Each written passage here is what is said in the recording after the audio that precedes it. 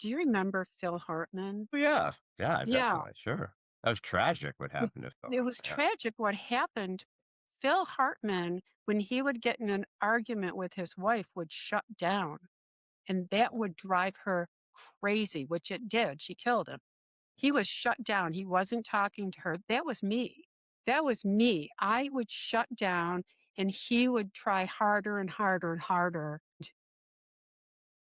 It was an untenable situation because I was feeling attacked. It was the whole fight or flight. I was in the PTSD mode when he would get mad at me, but because I was shutting down, he would be trying harder. And I don't remember how long ago that was, but I remember having a real affinity with the two of them thinking, "Oh my God, that's us." Welcome to another episode of the What If You Could podcast. I'm your host, Gary Scott, and today my guest is Linda Knipe. Did I pronounce that right, Knipe? Yep, Ah, that's it. God, I panic about messing up. Hello, Linda. Hi. I'm glad that you're feeling better. We're both fighting some sort of crud, but we're gonna make it. We're gonna power through here. It's the So time of year. It comes on as the seasons change, which means spring's coming for me that's a good thing, anyway. right? So we have to suffer a little bit for spring. I'm willing. I'm Yeah. willing to do it. I love spring. So, guys, Linda is the author of Braving Therapy, Rape, Buried Trauma, and the Triumphant Journey Over PTSD. Delve into the profound journey of healing and self discovery. From a childhood shaken by grief and surviving a harrowing assault, the author's life is a testament to resilience. And this is Linda's story. So I'm so excited to get into this. I've read so much about you in the book and gotten on all these great rabbit holes that you have. But Linda, we're the What If You Could podcast. So, like I threatened earlier, I'm going to ask you the What If You Could question. So, Linda, what is your what if you could? Oh my gosh, Gary. For starters, thank you so much. This is such an interesting concept for a podcast. So thank you for having me on. And I'll start out by saying I'm up there in age, and there have been things in my life that I've said, "What if I could?" And I've done a few of those. And so I guess one of the things that um, required, I think, the most amount of bravery was going into therapy and sticking it out until the end. It wasn't going in, it was staying with it. And so I then was kind of for 20 years, what if I could? What if I could write a book? I'd always wanted to. And so I did. And the reason I wrote it is because I wanted to tell people what that experience is like, to kind of raise the shades on what it's like to heal through therapy. And so I did that. So now I guess my what if I could is, what if I could live another 20 years? What am I going to do? And I come from a family where most of the women live it well into their 90s. So I'm still working on figuring that out. I love it. I love it. I interviewed a fellow named Dave McNally, and he's got a bunch of books, but his most recent book is called If You're Still Alive, which a lot of people aren't sure nowadays whether they're still alive or not. But if you're still alive, your mission isn't finished yet. And I love that whole premise. But I Absolutely got, believe but that. right? It's just you've like Zig Ziglar says, you don't die with your music still in you. Yeah. But I have a question about therapy because you talk so much about therapy. Your book is about braving therapy. But so how do we know when we are done with therapy?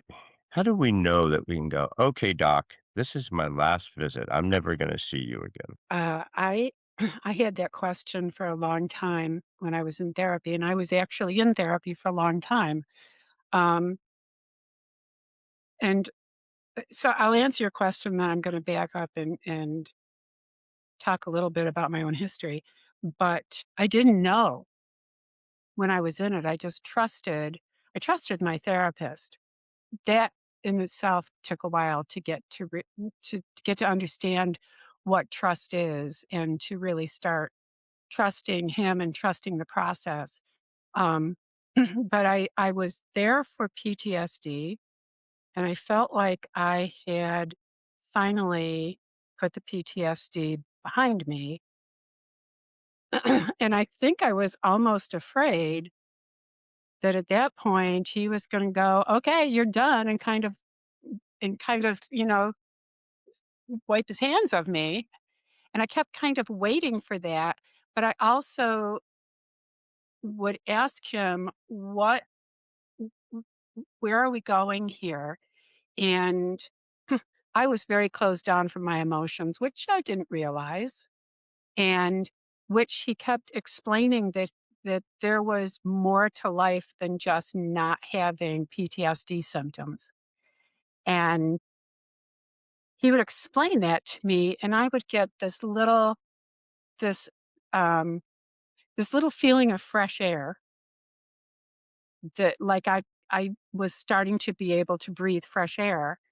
And then as I would walk out, I would lose it again. I wouldn't understand exactly what he had said to me because, when you're closed off from your emotions, you can still think and you still talk about things from a cognitive perspective and not from a feelings perspective. And that's what I was doing. And so I wasn't getting the richness and the fullness of life that he knew I could have. And I didn't even realize I was missing at that point. Um, but I trusted him, and I was pretty reliant on the process by that point. So so I just stuck with it because there was something that I wasn't finished with. I describe not being able to understand what he said as, not everybody will understand this. My son is an engineer who totally gets math, but with me, when I would be sitting in a math class, particularly geometry, and the teacher would explain a concept in class that I would get while I was sitting there, but then when you left the classroom and you went home to do it in homework, you lost it again. You didn't understand. That's what it was like. Like he would explain to me about the richness of life with emotions, and I would understand it while I was sitting there. But the minute I walked out, I would be like, What was he talking about? I don't remember." And it felt just like geometry when I was trying to do homework. So, so obviously, I had more work to do. I would imagine that, you could be pretty numb going into the therapy.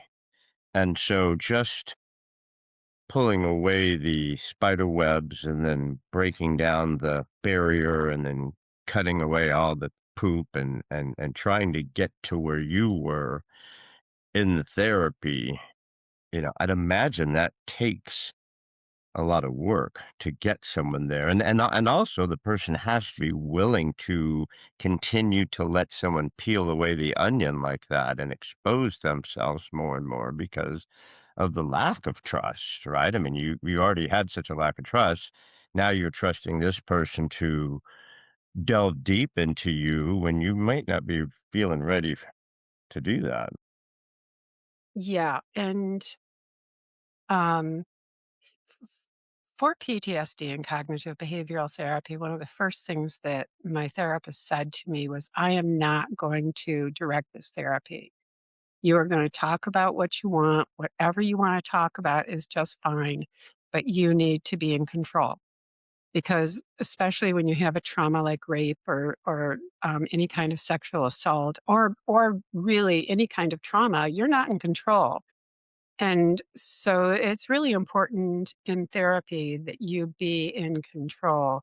Um, but I didn't want to reveal what was in my head, so I was pretty resistant to talking.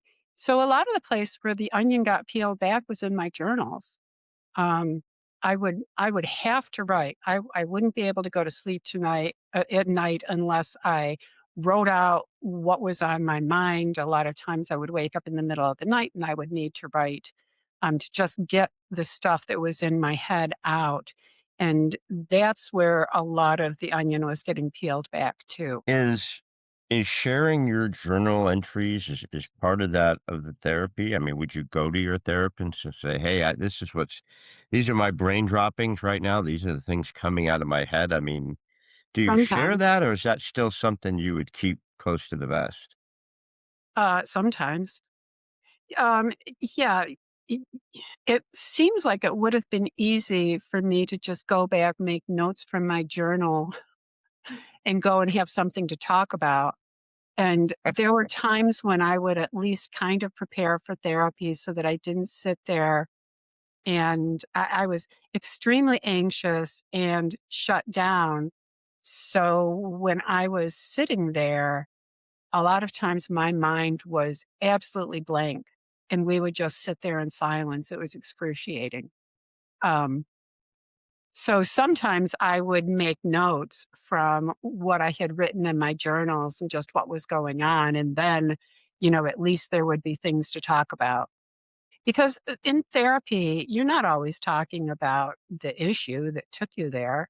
You're talking about life and the way you deal with life.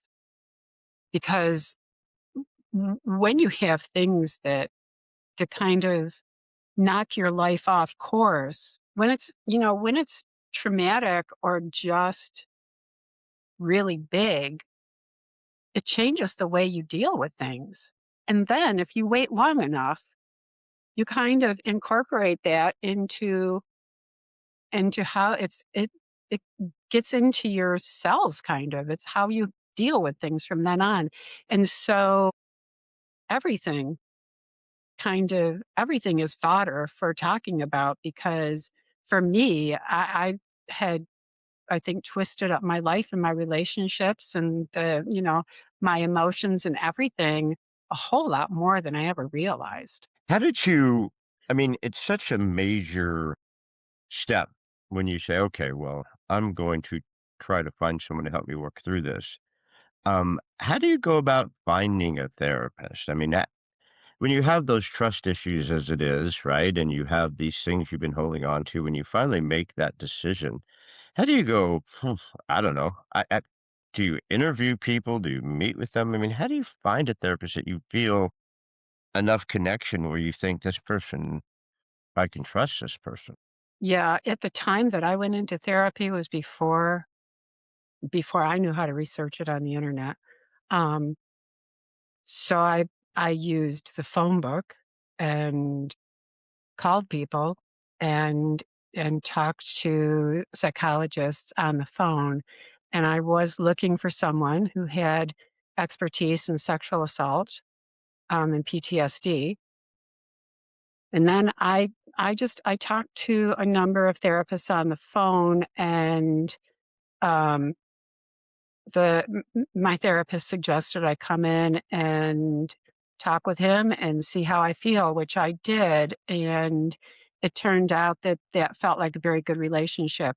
I had been to therapy once before, um, soon after I was raped, within 6 months or a year, and it was not a good therapist for either me or sexual assault. She was very directive, and I felt very judged.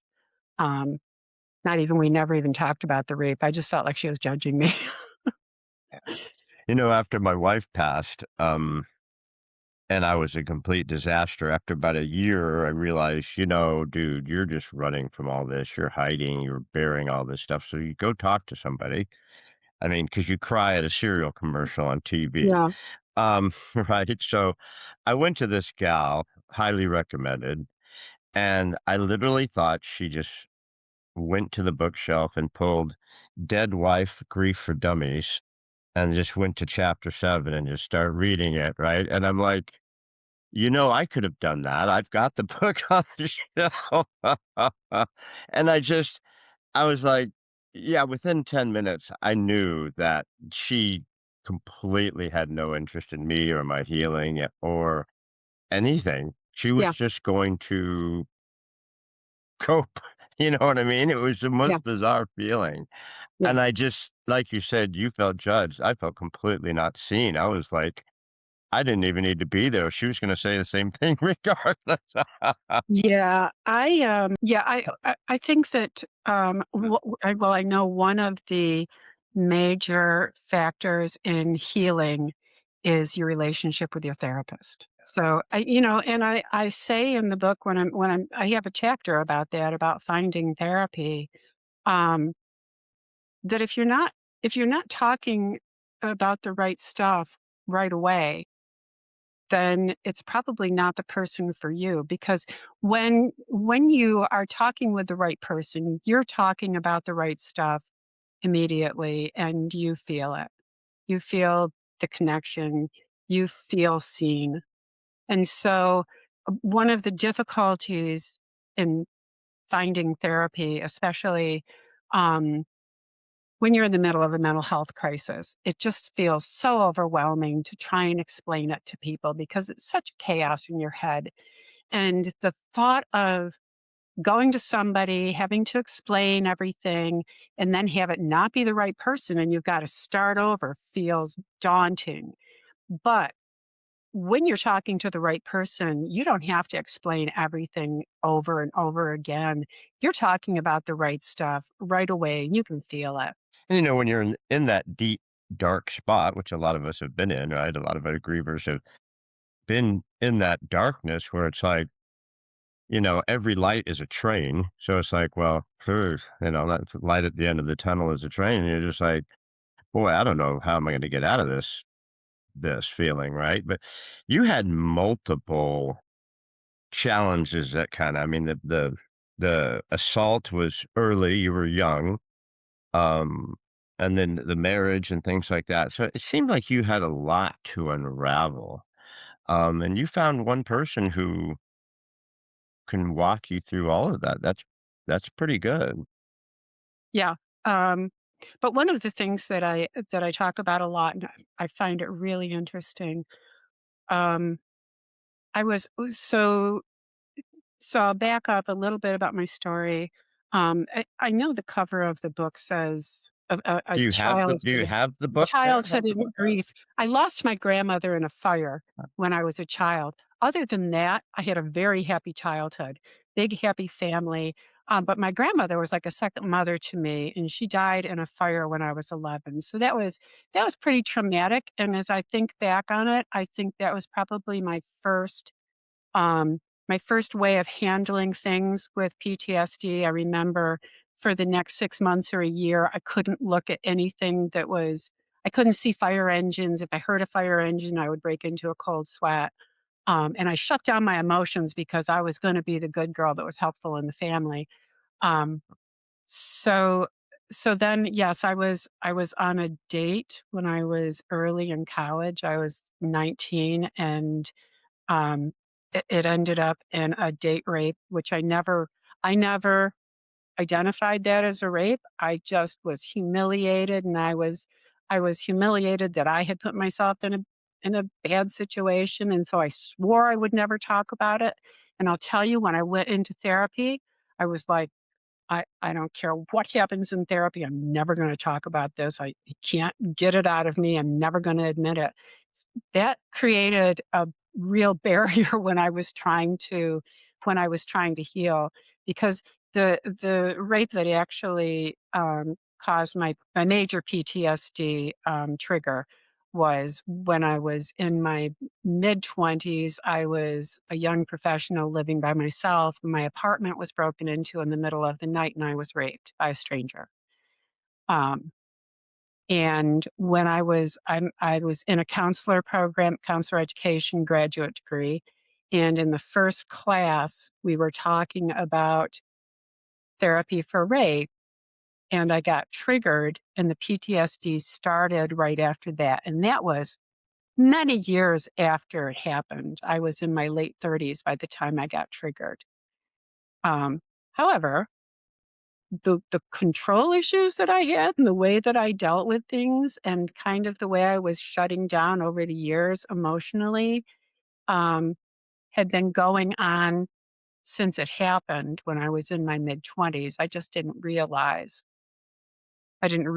that I had really turned off a lot of my emotions, that, I was very controlled.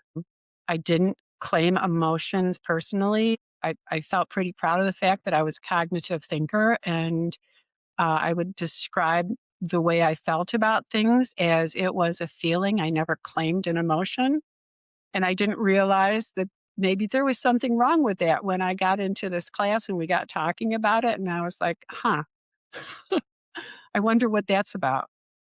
So, so yeah, there was a lot there, and my marriage was, I was struggling in my marriage, and so therapy lasted a lot longer for me than it does for some people. And other people have a lifetime of things that they do need to work on. So some people therapy lasts longer. There's going back to, was it your grandmother who died in a fire? Yeah, Your yeah, who you like your second mom. There's that thing that they like to put on us is, be strong for others. So you can't don't cry, you'll get over it, or we'll get you another pet, or you got to be strong for the rest of the family and things like that, right? Which is basically what makes you bury this stuff, right? It's like, yeah. well, I can't talk about it. I have to be strong for others, or they'll get me another dog or whatever. So it starts early. How old were you when your grandma died in a fire?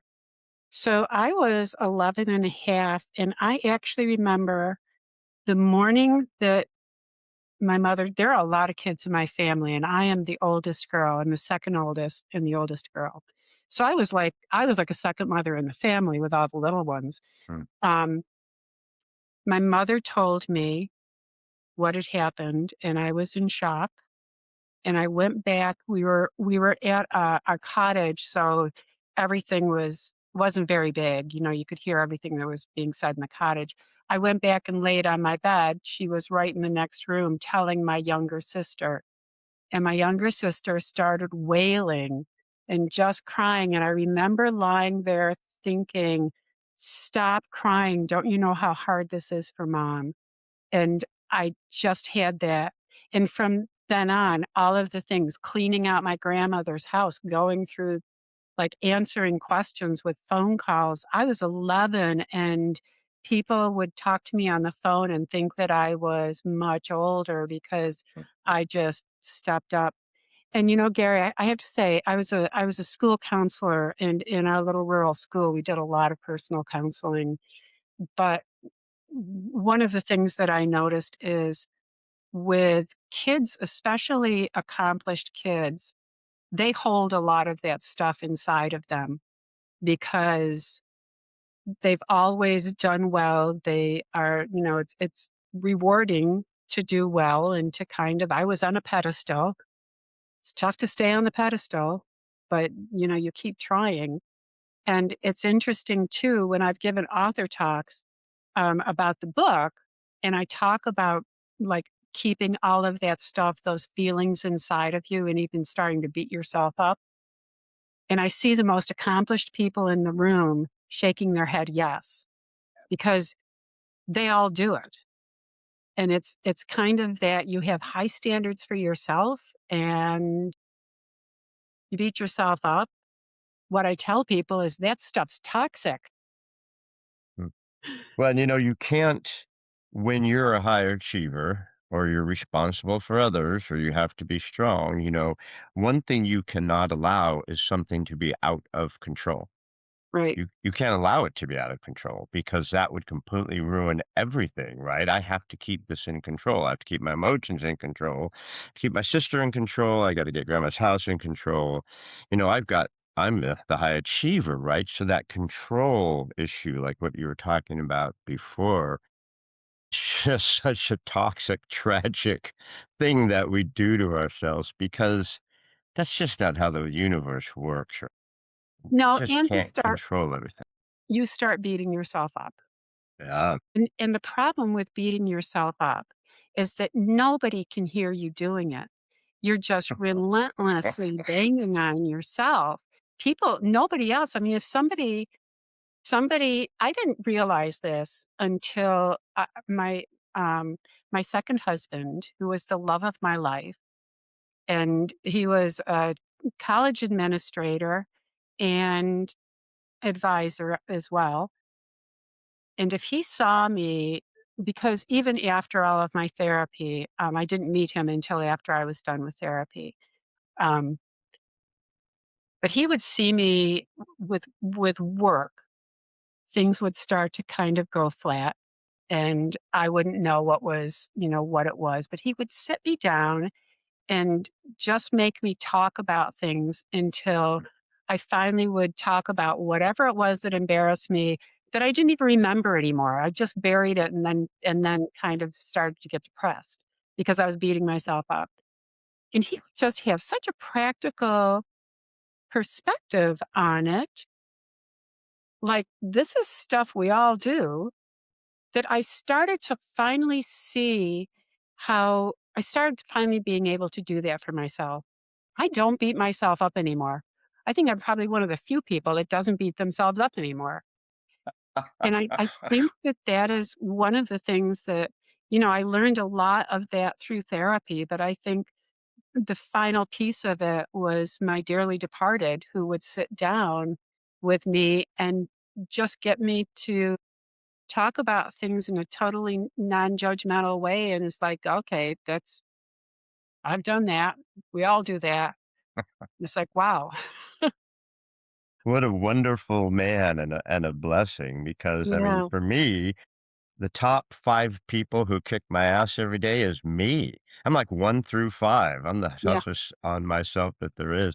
There's a book by a guy named, I think it's Shad Helmsmetter or something like that. Shad Helmsmetter. It's called What to Say When You Talk to Yourself. It's like from the '80s or something. It goes way back. And it's a terrific book. I've read it a dozen times, if not more. I pull it out when I'm really beating myself up, and it's like what your past wonderful husband said. They just he just keeps bringing you back to, it's just simple stuff like, dude, has anyone else ever done that? Is it really that big of a deal? Do you have to replay it 97 times in your head? Yeah. Um, but we don't always have the ability, especially when we're in PTSD or when we're in trauma or when in grief. We really are just trying to get through the next minute, let alone actually reason with ourselves, right? Yeah. And PTSD is a kind of different bear altogether because of what's been going on in your brain. You really need help to uh to organize those thoughts. Things are just so chaotic within the PTSD mind that you don't store thoughts in the normal way with PTSD. Generally, when you have an experience, you have your there was a white paper that I read, that said, memory is biology plus biography. That is equals memory. So biology is all of the sensations that you feel in an event, and the biography is the narrative or the words, the story that you put to it.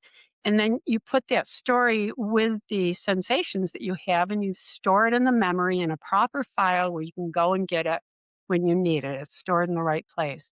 With PTSD, you have all of these sensations, but it is too difficult to think about and put a narrative to it and properly store it.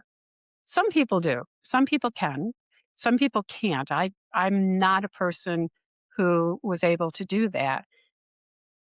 So those sensations get kind of it's like having a bunch of stuff misfiled in a file cabinet, or like I like to say, it's like a junk closet in your head where you just keep shoving stuff and eventually it's going to start popping out. But it's not stored properly. And when you go in to get something, it'll come flying out, a sensation will come flying out with something that it was stored next to that has nothing to do with it. Um, and I would get very creepy sensations in my back when I was just out at night because night was the dark when I was raped. So I would just and I couldn't understand for a long, long time what those really creepy sensations were. And what I discovered was that I finally figured it out, and felt like the heebie-jeebies that you get in your back when you're sitting around a campfire telling ghost stories, and you feel like somebody's creeping up behind you. But, when you're a kid and you're doing that, you don't wanna turn around and look because everybody will laugh at you, and so you just sit there with that creepy heebie-jeebies feeling in your back. I would get that all the time when I was in the dark. That's dread.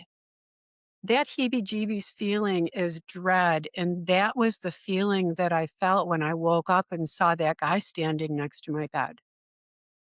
And that was, like, the first emotion that I actually identified with a feeling, and I have to say, I was in my grad program at the time. I was in a counseling ed grad program, and I was sitting there going, this stuff is amazing, and it's happening to me." At the same time that I was like the shriveled up, anxious patient, I was also like a fly on the wall, watching the whole thing going, "Amazing." Yeah, those heebie-jeebies are pretty scary, freaky things. I got them just having you describe that, Yeah, and, I get them. I live in a haunted house. The lady who built this house and lived here for 50 years died here, and she's still here, and she's great, but sometimes she'll have a visitor, and I can feel a different presence. I'm like, "Gene, that's not you." Where I've literally walked outside, where I've, like, gone out to the street and go, "Alright, you can leave now. Gene, would you ask your friend to leave because 'cause they're freaking me out?" But they're real emotion. I mean, your body is tuned in. We're just a big energy source, right? We're just a big ball of yeah, energy, and yeah, and absolutely. when you feel that, right, I mean, it's real. It's not a fake emotion. It's a real emotion. Yeah, yeah. It's a real sensation. Yeah, yeah. Yeah. I You meant I'm gonna mess this up, but I think it's important because it goes so much into what we're talking about with your past stuff. You had said your marriage was what, safe but volatile or okay but volatile or something. I remember the No, I volatile said it was part loving but of it. volatile. Loving but volatile, right? And Yeah, it just hit me like, that's kind of incongruent, number one, but volatility and control do not go real well together. You can't be someone who needs to control things, right? Because if I don't control things, I think bad things can happen, right? And then live in a volatile relationship. I mean, yeah, that's mm, pretty mm, tough. yeah. We were a mismatch. Yeah. And we both had trauma. But we approached it entirely differently, and part of the thing and I mean, I still love my first husband. He's the father of my boys, and we have a good relationship, and he's got a wonderful wife now. Um, but we were a real mismatch, and his approach was, "We are gonna talk this out." He was emotional, and he was right in there, and I I don't know if I should bring this up, but I felt a total understanding. Do you remember Phil Hartman? Oh, yeah. Yeah, Yeah. definitely, sure. That was tragic what It happened to Phil it was Hartman, yeah. tragic what happened, but Phil Hartman, when he would get in an argument with his wife, would shut down, and that would drive her crazy, which it did. She killed him. He was shut down. He wasn't talking to her. That was me. That was me. I would shut down, and he would try harder and harder and harder. It was an untenable situation because I was feeling attacked, It was the whole fight or flight. I was in the PTSD mode when he would get mad at me, but because I was shutting down, he would be trying harder. And I don't remember how long ago that was, but I remember having a real affinity with the 2 of them thinking, "Oh my god, that's us." And Yeah. I You was know, it's so bizarre. It could have been last week or it could have been 30 years ago. You know, yeah, that way time flies. But I remember that, and it was crazy tragic. But so many people. I mean, my wife's like that. She's not now, but initially because she had been in so many tragic, traumatic relationships, that she just thought, well, that's how people relate. So she right. goes right into shutdown. And I'm kind of a talker. I mean, I don't know if I'm get in your face type of talker, but I'm more of a like, well, tell me about it type of thought. I don't understand the lockdown because I guess nothing moves, right? Nothing moves. It's like you're going to carry that with you. What you're feeling right now, if you get up and leave, right, which is your MO, you're going to carry that with you, and it's going to be unresolved, and all what happened was is you burnt the toast, and you brought it when we had our avocado toast and eggs, the toast was burnt. I said, "Oh, wow, it stayed in the toaster a little bit longer," and the next thing the universe has just ended, and, we all died in a tragic, asteroid event. It's like, "No, no, no, no, no." It's like, "Well, next time we'll just make the toast a little lighter," but when you're in trauma, it it it doesn't take a lot to get you there, right? I mean, that's what I found with when my wife passed with the grief. It's like it didn't take a lot to tilt me into massive darkness. It happened pretty quick. Yeah, and it's with grief, my experience was just an overwhelming wave. It would be like a tidal wave of grief, and then it would subside again, and then you could go on and live. But when that tidal wave hits you, you're just a mess. You just sobbed, and then it just kind of receded and life again. You hope. But with Yeah. PTSD, I guess it's a little bit different, right? Because it just takes you to a different place. Well, and well, I stayed in therapy until I was really done. Now, did you And start the therapy after you separated from your first husband? Or no, did you try therapy while you were with your husband? no, I started my graduate program, and within a couple of months, I started therapy, and then we were together almost I was in therapy. I was in like intense therapy for almost 5 years. We didn't get divorced. We didn't separate until 3.5 years into my therapy. I wasn't going to talk about my marriage. I was, Sorry. I was determined. We had little boys. I was determined to stay married. And I really felt like if we really talked about the marriage, that it would end. So I said to my therapist, "My marriage is just fine. I'm not gonna talk about that." I'm sure he saw right Oh, through that. oh, absolutely. He still mentions it. Of course you did. Well, let's So talk more yeah. about your book now. Braving Therapy. It's got a pretty wicked title, that's for sure. Braving Therapy, Rape, Buried Trauma, and the Triumphant Journey Over PTSD. There's a whole lot there. I think starting with your grandma. I mean, I really think that man, when you go back to that, if she was your like a second mom and you were that close to her, this fire is such a wicked way to go. Holy cow. Yeah.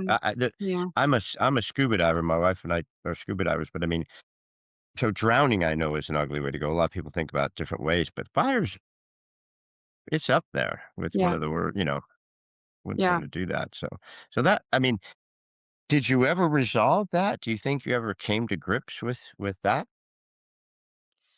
I think as I was going through my therapy, I didn't talk much about it in therapy, but I dealt with it. during that time. Yeah, I just remember being overwhelmed, with grief about her, and it was 30 years later. But it was that same kind of sobbing that you do when you've lost somebody, and In there. it was a surprise to me, but I think it was the first time that I'd ever really cried like that about my grandmother. So that had to be a good thing, though. It had to finally be good to let her keep her memories alive, but let that pain go, you know? I Yeah, mean, it was still there, but the PTSD, that really was from the rape, huh? That was from that sexual assault really took you for a loop. Now, the date rape type of thing, um, you beat yourself up for that. You really didn't blame the the asshole who raped you, but it not went right but the away. yeah, but the rape guy, you took him down. I mean, you fought back and you got that guy and busted that guy. Yeah, I absolutely there's with, well, they talk about the fight or flight and freezing as responses to traumatic situations. There's also one called fawning that they have added, and that's when you try and ingratiate yourself to a person who is doing you harm. And at the time that I was being raped, that's really what I was doing. I would have called it freezing at the time, and I do that even now if I feel like somebody is, like, really into a heavy argument, like, if somebody gets heated, I'll more freeze. But with this perpetrator, was talking to him. I was trying to get on his good side because I felt like he was gonna hurt me. There had been another young woman in my office who didn't live very far from me who had been raped just a couple of weeks before, and she had been hurt. And so I was sure that this was the same guy, and I was very afraid that he was going to hurt me. And so I was just trying to ingratiate myself to him. But I also felt like I started to feel like there was a point when he would kill me. And I think that I didn't realize it when I was in therapy, but when I hit that point, when I started talking about it, it was a total surprise. I didn't even realize that I had felt that way until I started remembering those thoughts. And I went into a major depression after that that lasted for a long time. But that was just it's like when you start clearing toxins from your body, either physically or mentally, that once you really start clearing them out, it can get worse for a while. Yeah, you could get really sick. I used to do fasts, and I did a 7-day, hot water, lemon, honey, and cayenne pepper fast for 7 days. Yeah, my body you'd be amazed what happens to the body when you do a fast like that. So, yeah, a cleansing of any kind, starts out pretty ugly because it Yeah. just does. That's why you're cleansing the different things that happen. And then but there was an interesting thing by day 4 of not eating and just drinking that stuff, I was lightest I've ever felt. I was the sharpest I've ever felt. I was more awake I've ever felt. Everything felt better. My body was functioning better. So there is a clearing that happens, but the mental clearing is so much more difficult than the physical clearing. Isn't it? Yeah. Because I was still hiding things. I was still hiding that date rape. Um, but by that time, I had at least told my therapist there'd been a date rape, but I wouldn't talk about what it was like, and I was dealing with major depression by then. My marriage was just getting worse and worse because we'd been going on for years with this, and, it was a lot. It was a lot for my family and my husband at the time, and so things were deteriorating there. So everything was bad, and I was still fighting with myself about not being able to talk, and I think I finally just hit a point where I realized that, uh, that saying it could not be nearly as bad as what I was going through. So I finally, and I honestly I wrote it first, and I wrote it in the 3rd person because I couldn't own it. And when I started reading it to my therapist, I finally said, after about 3 sentences, I said, "This is ridiculous." And I started reading it as it happened to me. And after that was when I really healed.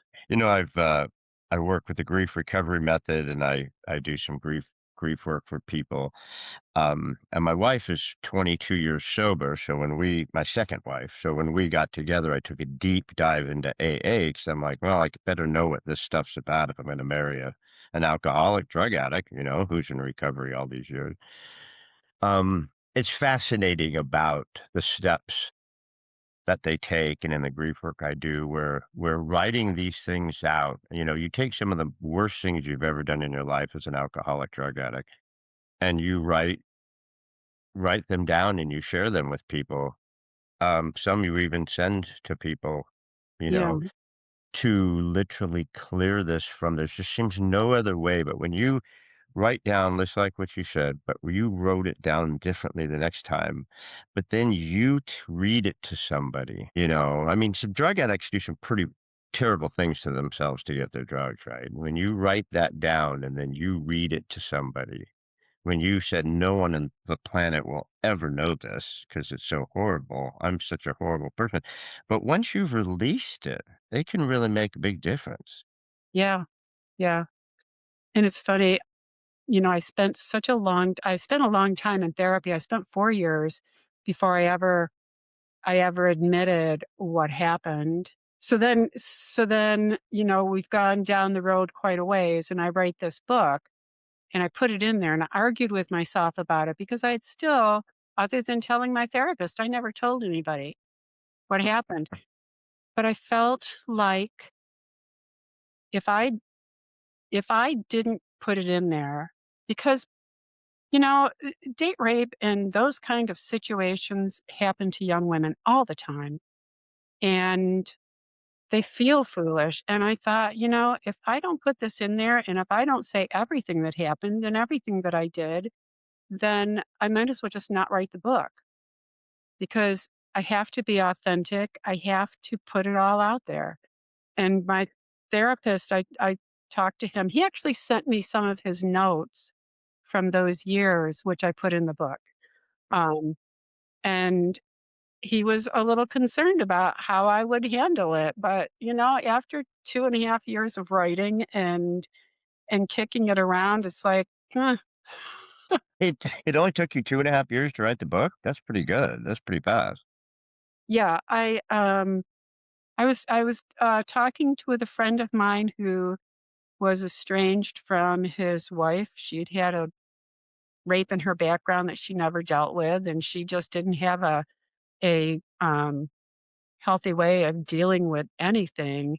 And I was explaining to him how uh, how it changes you and how it affects your relationships and the way that you relate. And right after that, I took a writing workshop, and it was all right there. So yes, I hammered it out and then rewrote it a number of times to actually make it interesting. So Not to make things personal for you, but just in a general sense. I didn't date a lot. I got married. I was like 23, I think, when I got married. My wife was 19 or something. I got married very young to my first wife. So there wasn't really any baggage stuff. My second wife, I had dated a little bit after my wife had passed before I met my second wife. But intimacy, I realized, is is really it's so difficult if you have unresolved traumas and for intimacy. And when you're with a new person and you certainly don't want to share everything from your history with someone that you're just getting into a relationship, obviously, eventually you have to. But I mean, it's a real struggle there, isn't it? Because you want to be open, you want to be intimate, you want to get past this, but it's still there. It's still a thing. How do you? You remarried, you met an amazing second husband and all that, so how do you get over that hurdle? Um, well, I think, again, I stuck with therapy until I was really well. I feel like when I was finished with and I see my therapist maybe once a year now, and it's been a lot of years since I went through that. Um, but I, I would be upfront about it. I'm dating again. I mean, my husband died 5 years ago, um, so I'm dating again, and it's a little easier this time to just say, "Well, I wrote a book," and then "Well, what's it about?" Well, here's an autographed copy just in case Yeah, we don't yeah. make it past dinner. So just watch out. Yeah. Yeah, this kinda lays it out there. That's awesome. So, And actually, I'm gonna say, I don't know if I should say this, but, um, there there was one instance where I talked about the book, and yet this person that I was dating was just so kind of forward that I got mad because it was like, "What part of this do you not understand?" So, when I say back off, Didn't you read the damn book? yeah, that's exactly how I felt, and it was like,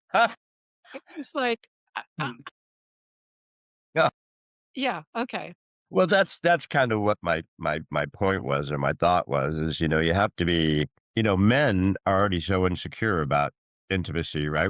We have no clue what we're doing, especially when we're dating. When I started dating at 56, it was like, my wife had been gone for 6 years, and I was it and like my friend said, "Are you gonna stay in your lane?" I love that line. I'm like, "What does that even mean?" And they go, "Age, are you gonna date in your age group?" I said, "Of course I'm gonna date 6-year-old women. I'm not gonna date 30-year-old women. What the hell am I gonna talk about?" But still, it was it was uncomfortable. It's like, I haven't done this for a long time, and I was with my wife for 28 years, and I don't know what you're doing, what I'm doing, let alone than throwing trauma and throwing, your body issues and trauma and all that into it also, right? So the trauma, PTSD, all of that is well behind me. M That doesn't figure into, uh, intimacy now, but it was nice to finally get mad about it, and I got mad about it because I just felt like I wasn't being respected, and always before, I would be kinda milquetoast about that. But now I've got this book and it's like, okay, it's right there. Like, it isn't really about having to be careful around me. It's about being respectful. Let's start with that for crying out Yeah. loud. Yeah. Uh, no, So Linda, listen, you've been amazing. I just have a couple last thoughts. You're retired from counseling, right? You've got yes, the book. What's next for Linda? What are you gonna be doing as the follow-up to all this? I'm What do you trying see to figure it yourself out. doing? Very involved in community organizations. I'm the president of a board with an arts council and I'm on Rotary. So I'm busy and I've got 10 grandchildren.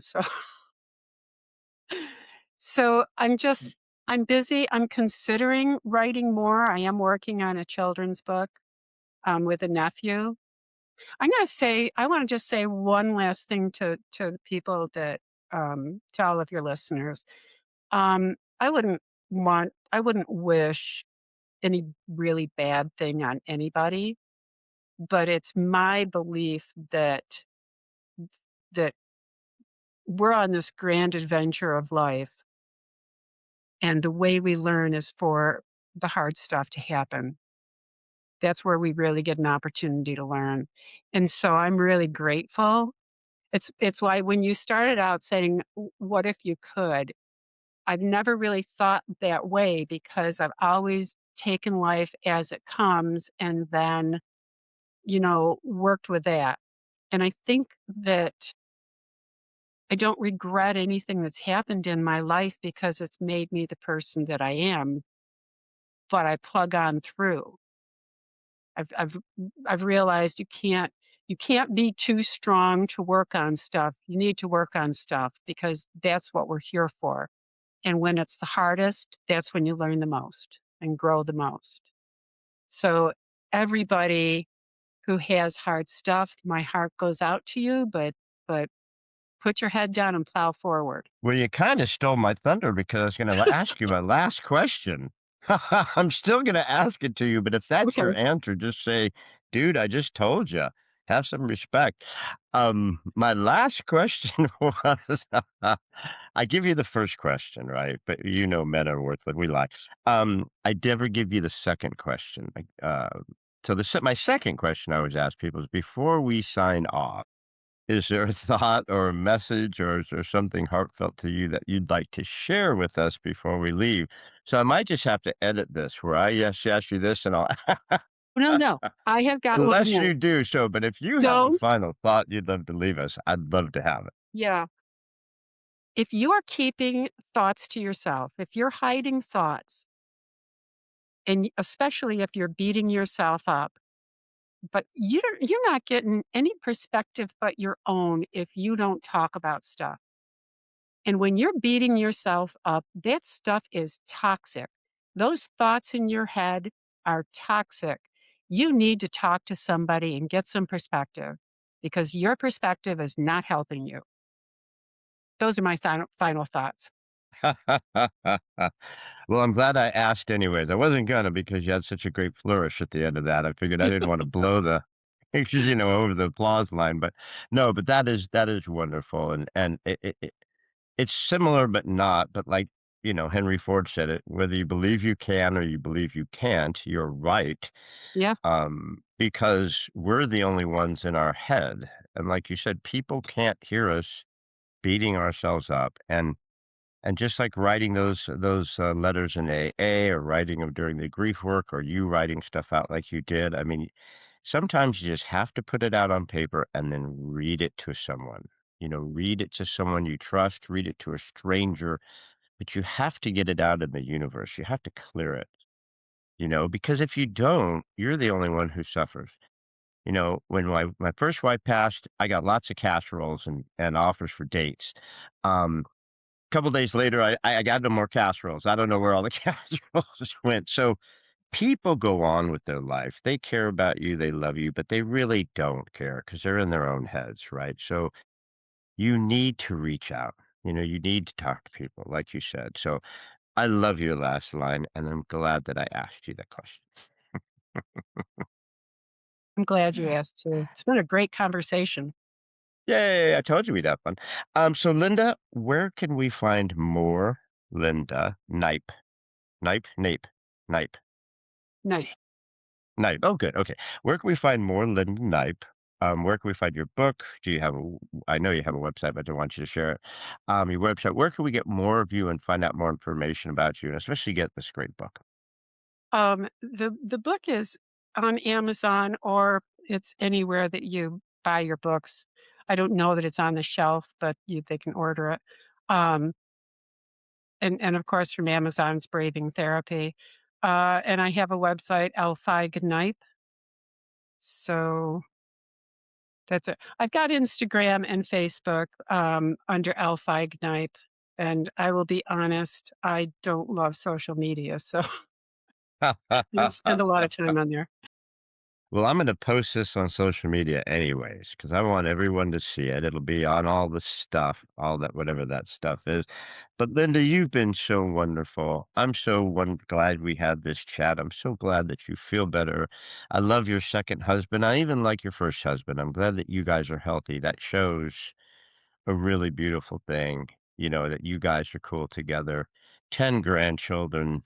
Man, I've got three, and I love birth. I just love every second of them, so I'm happy for you, kiddo, and I know you've got at least another 20 years left in you. I'm sorry, I have 11. Oh, I have I have where did the 5 other one come from all this? 5 Knipe grandchildren, and then now I have 6 5 grandchildren because my youngest son, they just had another baby a few months ago, so, yeah, I've got 11. Well, they keep popping up all over, obviously. We can't keep That's track of right. them. I don't know. Well, you've been wonderful. Thank you so much for being here. And everybody, please go look for Braving Therapy by Linda Knipe, Knipe. And more than anything, go get yourself some help if you need it. Go talk to somebody. There's no shame in asking for help. If you Right. think you need therapy, go get therapy. Yeah. Don't suffer alone. All right. Thanks, guys. I'll see ya. Bye. Bye-bye.